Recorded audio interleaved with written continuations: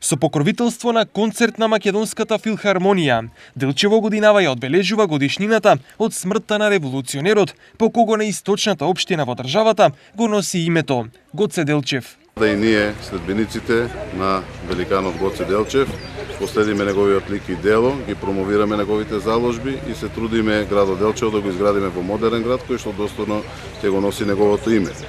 Еве Делчево, како град и јас како градоначалник сме покровители вечер на еден културен настан од национално ниво. Имено ќе се одржи концерт на Македонската филхармонија, каде што ќе настапат културни уметници од земјава и од странство, со што ќе биде одбележена 116 годишнината од смртта на великанот Гоце Делчев. Дел од одбележувањето беше и полагањето на цвеќиња пред споменикот на македонскиот идеолог и револуционер Гоце Делчев. Инаку во 50-тите години од минатиот век, со одлука на тогашниот президиум на Македонија, до тогаш градот познат како Царево село се преименува во Делчево.